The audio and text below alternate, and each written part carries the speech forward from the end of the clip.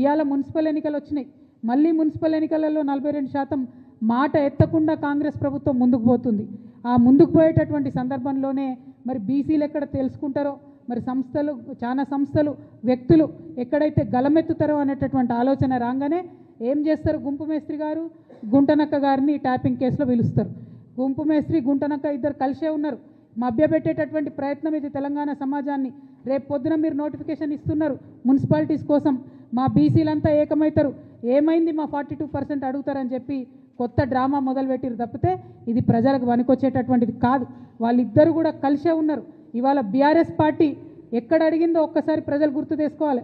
బీసీలకు 42% రిజర్వేషన్ ఇవ్వకుండా ఎట్లా మున్సిపల్ ఎలక్షన్లకు పోతారని బీఆర్ఎస్ పార్టీ ఉద్యమాలు చేస్తున్నదా ఇవాళ బీసీ బిడ్డలు గమనించాలి.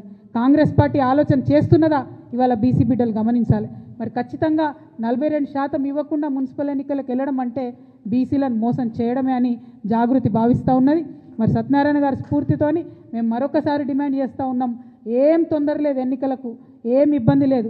ఎప్పుడైతే పొలిటికల్ పవర్ అనేటటువంటిది బడుగు బలహీన వర్గాలకు వస్తుందో, 85% పైచిలుకున్నారని చెప్పి రాహుల్ గాంధీ గారు చెప్తున్నటువంటి ఆ సమాజానికి వస్తుందో అప్పుడే తెలంగాణ బాగుపడుతుంది. కాబట్టి 42% రిజర్వేషన్ ఇవ్వాలి అని ఇప్పటికీ కూడా నేను ప్రభుత్వాన్ని డిమాండ్ చేస్తున్నా. ఆలస్యం కాలేదు, ఆ దిశగా ఆలోచన చేయాలి. ఒకవేళ ఇవ్వకుండా ప్రభుత్వం ముందుకు పోతే మాకు చాలామంది ఫోన్లు చేస్తున్నారు, జాగృతిగా మీరు మద్దతు ఇవ్వండి అని. మేము ఇంకా ఫుల్ ఫ్లెజ్డ్ పొలిటికల్ పార్టీ కాలేదు, ఎన్నికల్లో పోటీ చేసే పరిస్థితి లేదు.